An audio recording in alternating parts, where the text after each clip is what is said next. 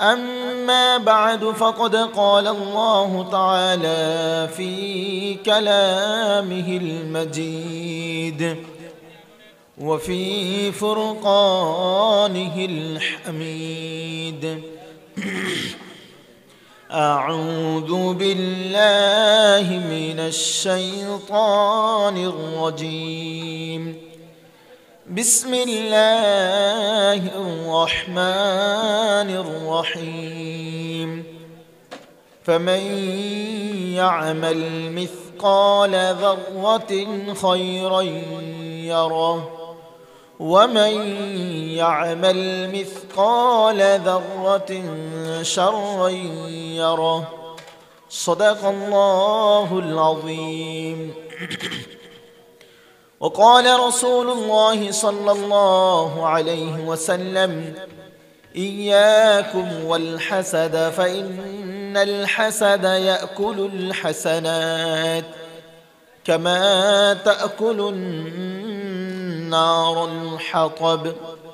وقال تعالى في كلامه المجيد: إن الله وملائكته يصلون على النبي يا أيها الذين آمنوا صلوا عليه وسلموا تسليما. اللهم صل على سيدنا مولانا محمد وعلى آل سيدنا مولانا محمد. اللهم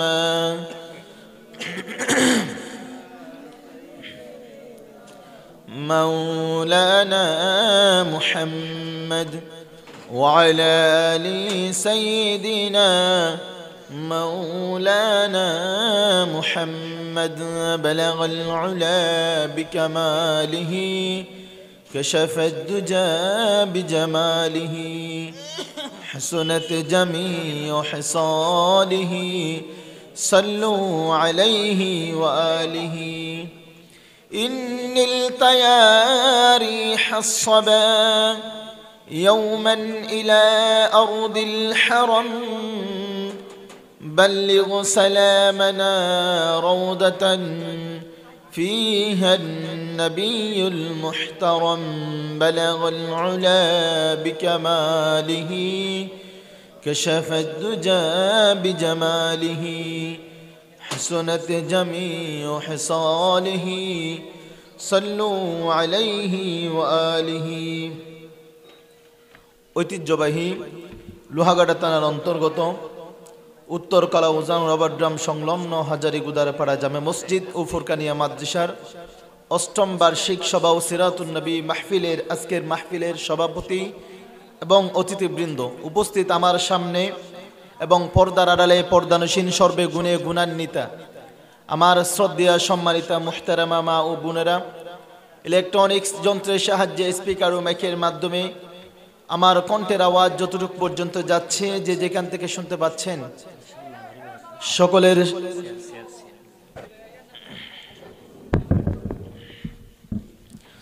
সকলের কাছে আমার ইসলামিক ভাষায় আন্তরিক মোবারকবাদ ও দিল খোলা সালাম। আসসালামু আলাইকুম ওয়া রাহমাতুল্লাহি ওয়া বারাকাতুহু। আমরা সর্বপ্রথম মহান রব্বুল আলামিনের দরবারে শুকরিয়া জ্ঞাপন করছি যে রব্বুল আলামিন আল্লাহ সুবহানাহু ওয়া তাআলা আমাদেরকে অসংখ্য মানুষ থেকে যাচাই করে বাছাই করে রহম করে দয়া করে মায়া করে আল্লাহ তাআলার এই কুরআন এবং হাদিসের আলোচনা শোনার এবং বসার তৌফিক দান করেছেন। সেই মহান রব্বে কারীম আল্লাহ সুবহানাহু ওয়া তাআলার দরবারে কণ্ঠের সর্বোচ্চ আওয়াজটুকুন দিয়ে শুকরিয়া জ্ঞাপন করছি, বলি আলহামদুলিল্লাহ। রব্বানা লাকাল হামদ হামদান কাসীরান তাইয়িবান মুবারাকান ফীহি। আমরা শুরুতে দুরূদ সালাম সালাতু সালাম পেশ করছি সর্বকালের সর্বযুগের শ্রেষ্ঠ নবী, নবী কুলের মাতার তাজ, প্যারা হাবিব রহমাতুল লিল আলামিন সাইয়্যিদুল মুরসালিন খাতামুন নবিয়্যিন সাল্লাল্লাহু আলাইহি ওয়াসাল্লামের শানে প্রত্যেক বলি সাল্লাল্লাহু আলাইহি ওয়াসাল্লাম।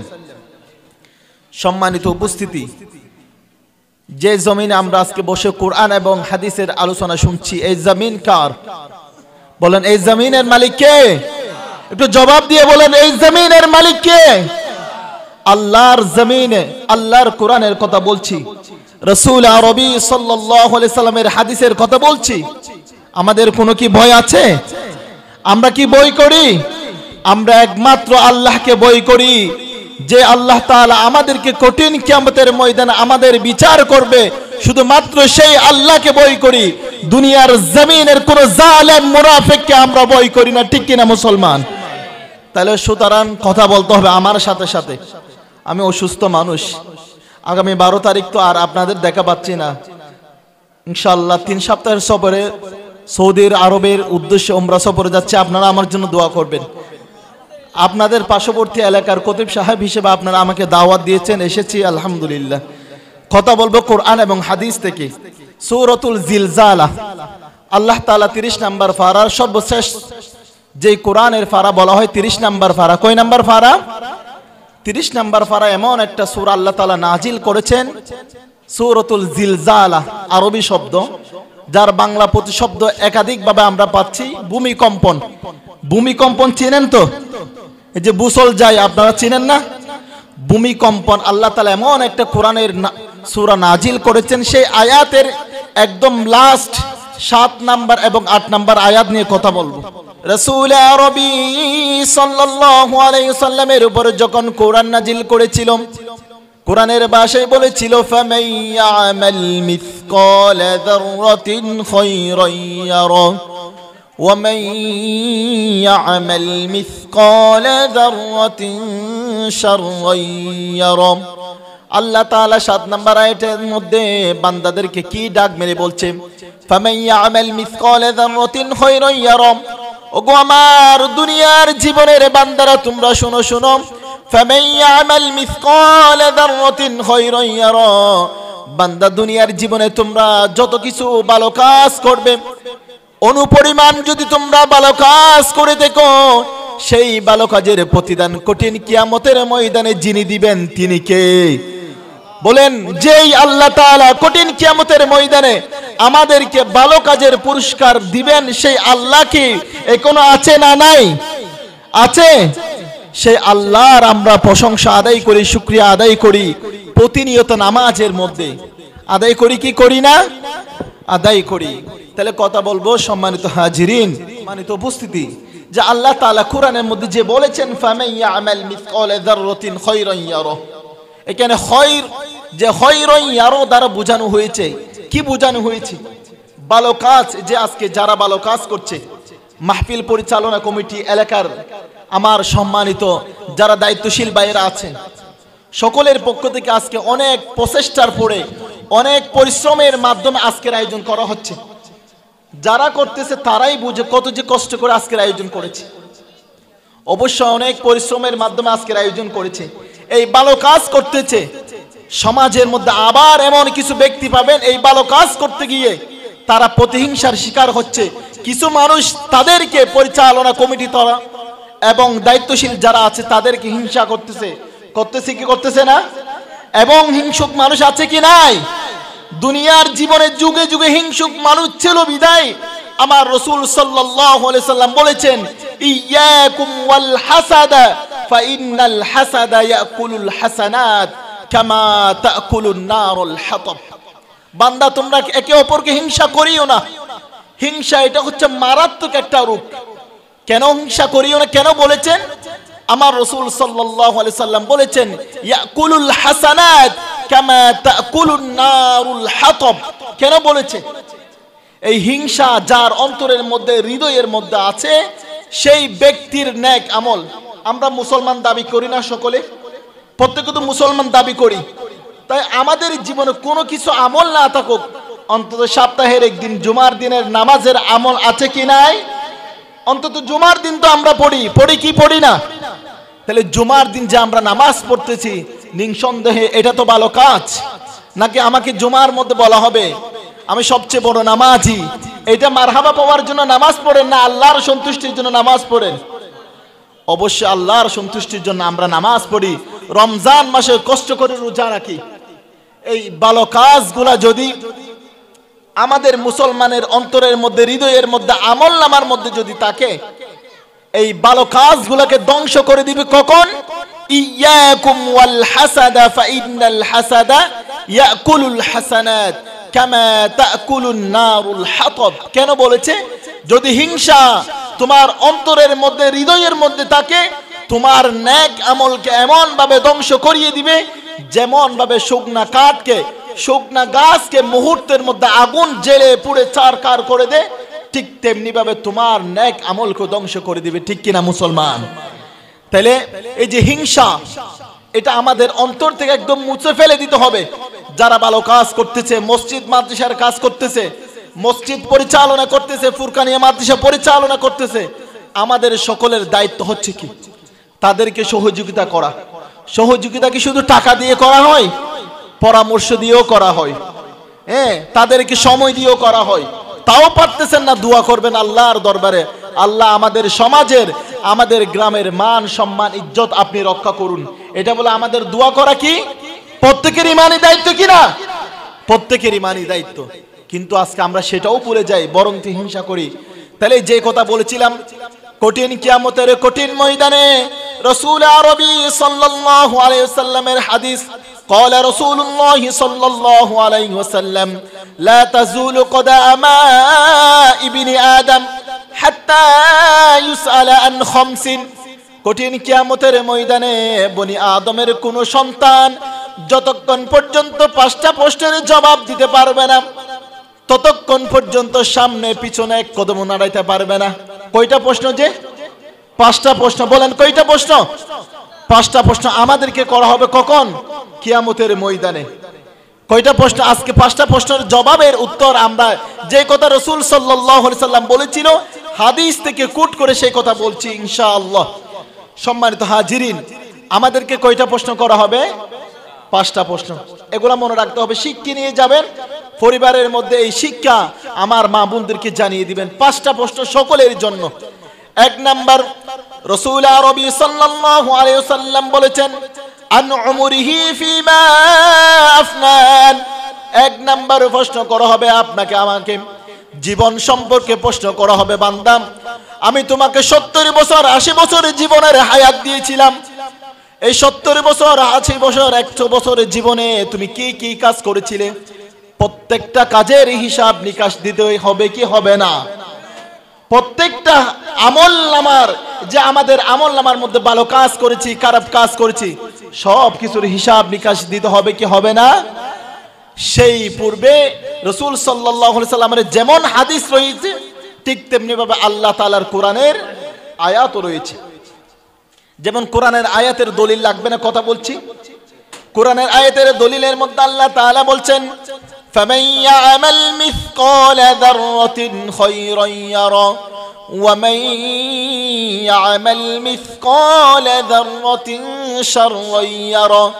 এই আয়াতের লাস্টের মধ্যে আল্লাহ তাআলা বলেছেন, দুনিয়ার জীবনে বান্দা, কনকনে শীতের সময়ে তুমি মানুষদের হক নষ্ট করতেছো, মানুষের গরু চুরি করতেছো, মানুষের টাকা পয়সা দ্বন্দ্ব চুরি করতেছো, ডাকাতি করতেছো, দুনিয়ার জীবনে গাঁজা মদ সেবন করতেছো। সব কিছুর হিসাব নিকাশ হবে কি হবে না? সব কিছুর হিসাব নিকাশ হবে কি হবে না? অবশ্যই হবে।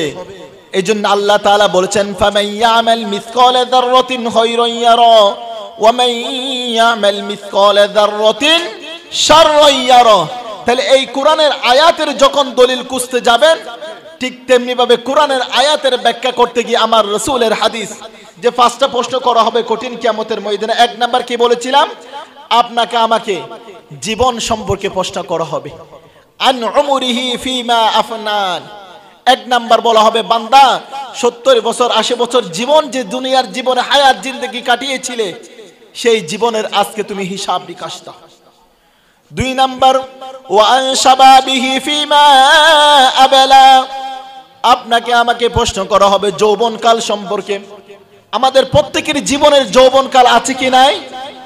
আজকে আমার সামনে যে বাবারা, আমার দাদারা যে নামাজ পড়তেছে, ওয়াজ শুনতেছেন আপনারা, এক সময় আপনাদেরও আমাদের মতো যৌবনকাল ছিল কি ছিল না? যৌবনকালে এই যে আমার যুবক ভাইরা যারা উপস্থিত হয়েছেন, আপনাদের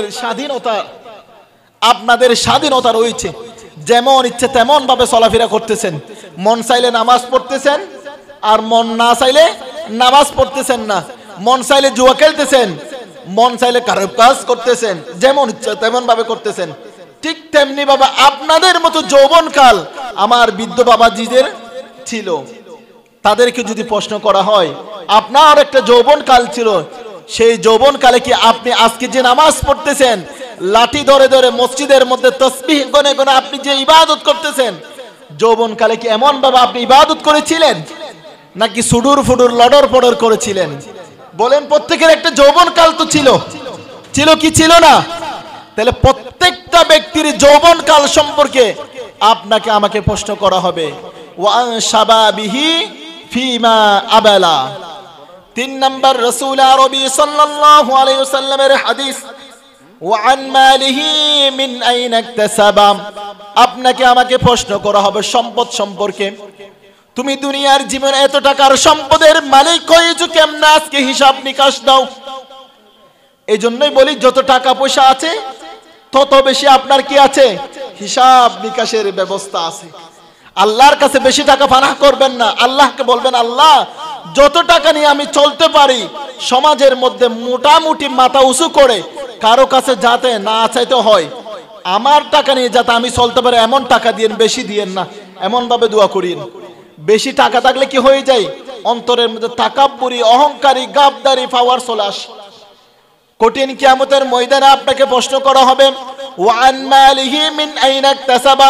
সম্পদ সম্পর্কে আপনাকে প্রশ্ন করা হবে, মাল সম্পর্কে। এত টাকার মালিক হয়েছিলে, সেই টাকার আজকে হিসাব নিকাশ দাও। কোথায় থেকে এই টাকা তুমি উপার্জন করেছিলে? অনেকে বলবে, আল্লাহ এই টাকা আমি সুদ খেয়ে উপার্জন করেছি। বেঁচে যাবে কি বেঁচে যাবে না? আল্লাহ আমি ডাকাতি করে উপার্জন করেছি, আমি জুলুমবাজি করে মানুষের জায়গা জমির দালালি করে আমি এই টাকা উপার্জন করেছি। হিসাব নিকাশ দিবে কি হবে না? প্রত্যেকটা মানুষের হিসাব নিকাশ দিতে হবে। আজকে জায়গা জমির দালালি করে অন্যজনের জায়গা আরেকজনের নামে লিখিতভাবে মানুষদেরকে হয়রানি করা হচ্ছে কি হচ্ছে না? সমাজের মধ্যে এমন দালাল আছে কি নাই? থানার মধ্যে কতগুলো আজকে দালাল রয়েছে, মানুষদেরকে মিথ্যা মামলা দিয়ে হয়রানি করতেছে, গড়ে গড়ে আজকে মানুষকে শান্তিতে থাকতে দিচ্ছে না। এমন দালাল আছে কি নাই? আমরা প্রত্যেকে মুসলমান, কাঁধে কাঁধ মিলিয়ে দেশের জন্য, জনগণের জন্য, মানবতার জন্য, সমাজের জন্য কাজ করব। ইমানি দায়িত্ব কি? প্রত্যেকের ইমানি দায়িত্ব আছে কি নাই? প্রত্যেকের ইমানি দায়িত্ব। কে জামাত, কে বিএনপি, কে আওয়ামী লীগ, কে হেফাজত, পার্থক্য করার কোনো নাই। আমাদের প্রত্যেকের একটা কালিমা, লা ইলাহা ইল্লাল্লাহু মুহাম্মাদুর রাসূলুল্লাহ সাল্লাল্লাহু আলাইহি ওয়াসাল্লাম। নাকি বলতে পারেন জামাতের একটা ছিল, হেফাজতের একটা ছিল, বিএনপির একটা ছিল, আওয়ামী লীগের একটা ছিল, নাকি সকলের একটা কালিমা, লা ইলাহা ইল্লাল্লাহু মুহাম্মাদুর রাসূলুল্লাহ সাল্লাল্লাহু আলাইহি ওয়াসাল্লাম। আজকে আমরা এক কালিমার। সম্মানিত উপস্থিতি, আলহামদুলিল্লাহ, আমার মূল বিষয়ের মধ্যে তাকি একটু। যে আল্লাহ রাসূল সাল্লাল্লাহু আলাইহি ওয়াসাল্লামের হাদিস, সর্বশেষ রাসূল সাল্লাল্লাহু আলাইহি ওয়াসাল্লাম 5টা প্রশ্নের মধ্যে 3টা বলেছি, আরো কয়টা আছে? 2টা।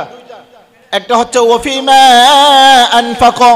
সেদিন প্রশ্ন করা হবে আপনাকে, এই সম্পদ কোথায় ব্যয় করেছো? সম্পদ কোথায় ব্যয় করেছো সেটা কি করা হবে? প্রশ্ন করা হবে। এখন আজকে আমরা সমাজের মধ্যে যখন সন্তানের জন্য বউ নিয়ে আসি, অথবা মেয়েকে যখন বিবাহ দিয়ে দিই, তখন সমাজের মধ্যে কি হয়? যে সমাজের মধ্যে তখন নাচ গান ডোল তাবলা বাজানোর আয়োজন হয় কি হয় না? সমাজের মধ্যে এই টাকা অপচয় করতেছেন। আপনি পরিবারের দায়িত্বশীল হিসেবে, পরিবারের একজন দায়িত্বশীল আপনি বাবা, বড় ভাই হিসেবে, আপনার পরিবারের সন্তান অথবা ভাইয়ের বিবাহের ক্ষেত্রে নাচ গান ডোল তাবলা বাজানোর অনুষ্ঠান করার কারণে আল্লাহর আদালতে আপনাকে জবাব দিতে হবে। হবে কি হবে না? আলহামদুলিল্লাহ, আমাদের গটিয়ার পাড়ায় আমি আজকে 2 বছর পেরিয়ে যাচ্ছে, 2 বছরের মধ্যে আমি এটা বন্ধ করেছি। যে বাড়িতে নাচ গানের আয়োজন করেছে, আমি বিবাহতেও যাই নাই, বিবাহ পড়া নাই, খাবারও খাই নাই, আলহামদুলিল্লাহ। কবর নিতে পারেন আপনাদের পার্শ্ববর্তী গটিয়ার পাড়া। আমার 2 বছর 3 বছরের পদার্পণ, 2 বছরের মধ্যে এটা হয় না, নাচ গানের আয়োজন হয় নাই, আলহামদুলিল্লাহ। তো আপনাদেরকেও আমি এটা বলি, অনুরোধ করছি, সন্তানকে বিবাহ দিবেন, সন্তানের জন্য বউ আনবেন অথবা মেয়েকে বিবাহ দিবেন, মসজিদের মধ্যে আমাদের সম্মানিত যোগ্য খতিব, আলহামদুলিল্লাহ, যে হুজুরের আজকে ছাত্র হতে পারলো আমি নিজেকে ধন্য মনে করতাম, সেই উস্তাদকে আপনাদের মসজিদের আজকে খতিব বানিয়েছেন, আলহামদুলিল্লাহ। মসজিদের মধ্যে হুজুরের উপস্থিতিতে আপনারা বিবাহ করবেন। মেয়েকে বিয়ে দিল, গার্ডিয়ান এসে এখানে খুতবা দিতে বলবেন, এখানে বিবাহ করার আয়োজন করবেন, এটা হচ্ছে ইমানি দায়িত্ব। এখন নাচ গানের ক্ষেত্রে গিয়ে যত টাকা আপনি অপচয় করতেছেন, সেই প্রত্যেকটা টাকার আপনার হিসাব দিতে হবে। সম্মানিত হাজিরিন, এই যে বলেছিলাম, মূল পয়েন্টে ছিল, সমাজের মধ্যে আজকে যে দালালি কতগুলা বেড়ে গেছে, মানুষকে মানুষ মিথ্যা মামলা নিয়ে হয়রানি করতেছে, অথবা একজন মানুষ বিপদে পড়ে যাচ্ছে, তাকে আমি আরো বেশি গর্তের মধ্যে ঢুকিয়ে দিয়েছি।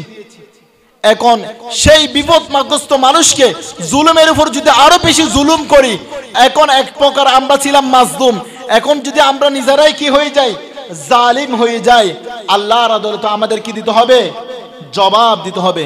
সম্মানিত হাজিরিন, তারপর আল্লাহ রাসূল সাল্লাল্লাহু আলাইহি সাল্লামের হাদিস, ওয়ান ইলমিহি মাযা আলিমা বিমা আলিমা, আপনাকে আমাকে বিদ্যা সম্পর্কে প্রশ্ন করা হবে। বিদ্যা বলতে কি বুঝেন? এখন কি শুধু হুজুর? আপনাকে প্রশ্ন করা হবে। এই যে প্রতি জুমায় আমার হুজুর আপনাদেরকে ওয়াজ করতেছে, এই ওয়াজ শুনে আপনি কতটুকু আমল করেছিলেন, সেদিন কঠিন কিয়ামতের ময়দানে আপনাকে প্রশ্ন করা হবে বিদ্যা। ওয়ান ইলমিহি মাযা আমিলা বিমা আলিমা, আপনাকে আমাকে প্রশ্ন করা হবে বিদ্যা সম্পর্কে, জ্ঞান সম্পর্কে। যতটুক জেনেছো বান্দা, ততটুক পর্যন্ত কি তুমি আমল করেছিলে? আজকে যে আমি আপনাদেরকে ওয়াজ করতেছি, এই ওয়াজ যদি আমার ভিতরে না থাকে, আজকে তো আমরা বেড়ে যাচ্ছি, এই যে মানুষকে বলতেছি, আমলিয়াত আমার ভিতরে যদি না থাকে, আল্লাহর আদালতে কঠিন কিয়ামতের ময়দানে আমাকে দাঁড়াতে হবে। সেদিন বান্দাদের সামনে আল্লাহ তাআলাকে বান্দারা প্রশ্ন করবে, আল্লাহ, উনি তো দুনিয়ার জমিনে আমাদেরকে ওয়াজ করেছিল, উনি তো হুজুর ছিল, আজকে কেন কঠিন কিয়ামতের ময়দানে সে বিপদের মধ্যে আছে, কষ্টের মধ্যে আছে? সেদিন আল্লাহ তাআলা জবাব দিবে, বান্দা শুনো, তোমাদেরকে সে কিন্তু ওয়াজ করেছিল, সেই ওয়াজ তার ভিতরে অন্তরের মধ্যে, হৃদয়ের মধ্যে ছিল না। এই ওয়াজ আমাদের অন্তরের মধ্যে না থাকার কারণে আপনাদেরকে বলেছি, আমল না করার কারণে আমাদেরকে আল্লাহর আদালতে লাবাসদারি মুনাফিক হিসেবে দাঁড়াতে হবে। হবে কি হবে না? তাহলে সম্মানিত হাজিরিন, মূল পয়েন্ট যে 5টা প্রশ্ন ছিল, কয়টা বলেন? কয়টা মনে থাকবে তো? 1 নাম্বার, আপনাকে আমাকে প্রত্যেকটা মানুষকে 70-80 বছর যে হায়াত পেয়েছিলেন, পুরা জীবন সম্পর্কে আপনাকে প্রশ্ন করবে। 2 নাম্বার যৌবনকাল, 3 নাম্বার সম্পদ কোথায় থেকে উপার্জন করেছেন, 4 নাম্বার কোথায় সম্পদ ব্যয় করেছেন, 5 নাম্বার বিদ্যা সম্পর্কে, জ্ঞান সম্পর্কে, আমল সম্পর্কে, যতটুকু জানেন ততটুকু পর্যন্ত আমল করেছিলেন কিনা। তাহলে এটাই ছিল আমাদের প্রশ্ন। কয়টা? 5টা মনে থাকবে তো ইনশাআল্লাহ। এখন এগুলো আপনাদের জন্য, ঘরের মধ্যে আমাদের মা বোনরাই ওয়াজ শুনতেছে না, তাদের জন্য মাত্র 4টা। আল্লাহ রাসূল সাল্লাল্লাহু আলাইহি ওয়াসাল্লামের হাদিস, রাসূল আরবী সাল্লাল্লাহু আলাইহি ওয়াসাল্লাম বলছেন, কঠিন কিয়ামতের ময়দানে মেয়েরা যদি 4টা কাজ করে, তাদেরকে আমার আল্লাহ তাআলা জান্নাতের 8 দরজা তাদের জন্য উন্মুক্ত করে দিবে। যেইটা দরজা দিয়ে তাদের ইচ্ছা, সেই দরজা দিয়ে প্রবেশ করার জন্য উন্মুক্ত করে দিবেন। তিনি কে? আল্লাহ। সেই আল্লাহ আছে কি নাই? কিন্তু আমার মা বোনরা এই 4টা কাজ করতে চাই না। 1 নাম্বার, যে আজকে আমরা পুরুষরা উপার্জন করতে সুদ, ঘুষ, হালাল হারাম কত কিছুর মুখোমুখি হচ্ছি। একজন পরিবারের দায়িত্বশীল ব্যক্তি উপার্জন করতে গেছে, সারাদিন কত মিথ্যা কথা বলে না, যে আপনারা এখানে দান করেছেন, এখানে আপনারা দান করেছেন, আলহামদুলিল্লাহ, আবার সেই টাকা আমাদের কি কিছু দিবে, কিছু আপনাদের জন্য রাখবে। এই টাকাগুলা পুরুষরা উপার্জন করেছে নাকি মেয়েরা করেছে? এই টাকাগুলা উপার্জন করতে গিয়ে আমাদের পুরুষদের, যে আমার সম্মানিত যুবক ভাইদের, বড় ভাইদের কত যে কষ্ট করেছেন। এই যে প্রশ্নগুলোর ক্ষেত্রে গিয়ে আল্লাহ রাসূল সাল্লাল্লাহু আলাইহি ওয়াসাল্লাম বলছেন যে মা আল মারআতু ইযা সাল্লাত খামসাহা, যে মেয়ে 5 ওয়াক্ত নামাজ দৈনিক নিয়মিত আদায় করবে, রাসূল সাল্লাল্লাহু আলাইহি ওয়াসাল্লাম বলছেন সামাত শাহরাহা, রমজান মাসের রোজা রাখবে। কি রাখবে? যে রমজান মাসের রোজা। এখন তো রোজা রাখা হয় না, আমার মামুরা একটু মোটা স্বাস্থ্যবান আছে, রমজান মাসের রোজা রাখলে হ্যাংলা হয়ে যাবে। কতগুলো এরকম আছে, সবাই না আলহামদুলিল্লাহ কতগুলো ভালো আছে। 3 নাম্বার আতাআত বালাহা, স্বামীর আনুগত্য করবে। এখানে এসে দুর্বল, দুইটা কাজ করতে পারবে মোটামুটি, আল্লাহ তাআলা মাফ করতে পারে। আল মারআতু ইযা সাল্লাত খামসাহা, নামাজ 5 ওয়াক্ত নামাজ, সামাত শাহরাহা, রমজান মাসের রোজা, এগুলো আল্লাহ তাআলা মাফ করতে পারে। কিন্তু আতাআত বালাহা, এখানে এসে মেয়েরা বেঁচে যাবে। কেননা মেরাজের রজনীতে রাসূল আরবি সাল্লাল্লাহু আলাইহি সাল্লাম যখন জান্নাত এবং জাহান্নাম পরিদর্শন করেছেন, জিবরাইল আমিন আলাইহিস সালাতু ওয়াস সালামকে আল্লাহ রাসূল সাল্লাল্লাহু আলাইহি সাল্লাম প্রশ্ন করেছেন, ওগো জিবরাইল আমিন আলাইহিস সালাতু ওয়াস সালাম, আমার ভাই আল্লাহ তাআলা আমাকে জান্নাত এবং জাহান্নাম দেখিয়েছে, জাহান্নামের মধ্যে নারীর সংখ্যা বেশি আর জান্নাতের মধ্যে পুরুষের সংখ্যা বেশি, কেন? আতাআত বালাহার এটার ব্যাখ্যা যখন আপনি খুঁজতে যাবেন, মেয়েরা শুধুমাত্র স্বামীর যথাযথ আনুগত্য না করার কারণে অধিকাংশ আমার মা জাতি, আমার মা বোনরা জাহান্নামের মধ্যে যাবে, শুধুমাত্র স্বামীর সাথে বিয়াদবি করার কারণে। স্বামীকে আজকে মানুষ মনে করে নাই, নিজের স্বামীকে ঘরের মধ্যে দাসত্ব বানিয়ে রেখেছেন, আছে কি নাই? সমাজের মধ্যে আজকে মায়েরা হয়ে যায় ঘরের সর্দার, অথচ ঘরের সর্দার হবে কে? পুরুষ। ঘরের কর্ণধার হবে কারা? পুরুষ। কিন্তু আজকে মায়েরা কি হারবাড়ি হয়ে যায়, হয় কি হয় না? মায়েরা হারবাড়ি হওয়ার কারণে পুরুষদের মুখোমুখি পর্দা তারা মেনটেন করে না। আতাআত বালাহা, এই ব্যাখ্যা করতে গিয়ে আপনি পেয়ে যাবেন স্বামীর যথাযথ আনুগত্য না করার কারণে আমার মা বোনরা অধিকাংশ জাহান্নামের মধ্যে যাবে। তাহলে এই যে স্বামীদেরকে আজকে সমাজের মধ্যে মানুষ মনে করা হয় না। আচ্ছা বলেন তো, আপনার স্বামী যদি, যে স্বামীকে মানুষ আমার মা জাতিরা আজকে মনে করতেছে না, স্বামীকে গাধার চেয়ে অদম মনে করে, যদি বলেন আপনার স্বামী যদি গাধা হয়, তাহলে আপনি গাধাইয়ের স্ত্রী হচ্ছেন না? বলেন তো। এই জন্য স্বামীকে মনে করতে হবে রাজা, নিজের স্বামীকে কি মনে করতে হবে? সবচেয়ে বেশি রাজা মনে করতে হবে। আমার স্বামী সমাজের সবচেয়ে ভালো মানুষ, ভালো পুরুষ, সবচেয়ে বেশি দিনদার, নামাজি, মুত্তাকি স্বামী, সেটা অন্তরের মধ্যে বিশ্বাস করতে হবে এবং স্বামীকে সে বাস্তবায়নের ক্ষেত্রে নামাজের তাগিদ দিতে হবে। যদি স্বামীকে যদি আপনি গাধা মনে করেন, মা কঠিন কিয়ামতের ময়দানে আপনার মতো আমার মা জাত কঠিন কিয়ামতের ময়দানে জাহান্নামের মুখোমুখি হচ্ছে। তাহলে সম্মানিত হাজিরিন, এই যে মা জাতের জন্য আমাদের খুব বেশি আফসোস হয়। কি হয়? যে খুব বেশি আফসোস হয়। রাসূল সাল্লাল্লাহু আলাইহি সাল্লামের হাদিস, রাসূল আরবি সাল্লাল্লাহু আলাইহি ওয়াসাল্লাম বলছেন, হাফিজাত ফুরুজাহা, এবং লজ্জাস্থানের হেফাজত করবে। কি করবে? 4 নাম্বার, লজ্জাস্থানের হেফাজত করবে। এখানে এসেও গুন্ডুগুল লেগে যাচ্ছে। যে আজকে সমাজের মধ্যে ফরকিয়া নামক অশ্লীলতা, বেহায়াপনা, নির্লজ্জতার দিন বেড়ে যাচ্ছে কি যাচ্ছে না? সমাজের মধ্যে যুবক ভাইয়েরা, এই যে আজকে যুবক যুবতীদের অবাধ মিলামিশা সমাজের মধ্যে হচ্ছে কি হচ্ছে না? স্বামী আছে কিন্তু স্বামী বিদেশ আছে, সেই মা আজকে বিভিন্ন পরকীয়ার সাথে সম্পৃক্ত হয়ে যাচ্ছে। আল্লাহর আদালতে আমার মা জাত আপনাদের কাছে বিনীতভাবে অনুরোধ করছি, এই মাইকের আওয়াজ যতটুকু পর্যন্ত যাচ্ছে, মা জাত আমার ঘরের মধ্যে আছে, আমার পরিবারের মধ্যে আছে, আল্লাহর ওয়াস্তে ভুল পথের মধ্যে পা আগাবেন না। আল্লাহ রাসূল সাল্লাল্লাহু আলাইহি সাল্লামের হাদিস, হাফিজাত ফুরুজাহা, যে মা যে মেয়ে লজ্জাস্থানের হেফাজত করবে, পর্দাকে মেনটেন করে চলবে, সেই মা যদি যথাযথ পর্দার হক মেনে চলে, আল্লাহ রাসূল সাল্লাল্লাহু আলাইহি সাল্লামের হাদিস মেনে চলে, আল্লাহ তাআলার কোরআনের আয়াত মেনে চলে, তার জন্য জান্নাতের 8টি দরজা উন্মুক্ত করে দিবেন তিনি। আল্লাহ আছে কি নাই? তাহলে আল্লাহর এই যে কোরআনের আয়াত, রাসূল আরবি সাল্লাল্লাহু আলাইহি সাল্লামের হাদিস আমাদের সামনে রাখলে কি পেয়ে যায়? আমাদের মামুনদের জন্য এই 4টা মেসেজ আমরা পেয়ে যাচ্ছি। আলহামদুলিল্লাহ বলেন আলহামদুলিল্লাহ। পরিশেষে এই যে আপনাদের মাহফিলের জন্য দোয়া করব। আমাদের সম্মানিত মুহতারাম মুফাসসির হুজুর আজকের মাহফিলের প্রধান আকর্ষণ, যার জন্য আমি সহ আপনারা সকলে এতক্ষণ পর্যন্ত বসে রয়েছেন, যার আলোচনা শোনার জন্য যিনি সুদূর চট্টগ্রাম থেকে এসেছেন, আমাদের সম্মানিত মুহতারাম, আমাদের প্রত্যেকের মেহমান হযরত মাওলানা আইয়ুব আলী আনসারী হুজুর আমাদের মাঝে উপস্থিত রয়েছেন। আমরা ওনার আলোচনা মন প্রাণ ভরে আজকে তার আলোচনা শুনবো এবং হুজুরের জন্য দোয়া করব তার সুস্থতা কামনা করে। সম্মানিত হাজিরিন, আমরা একটু ফরিয়াদ করব, শেষ করে দিচ্ছি। আল্লাহুম্মা আমিন।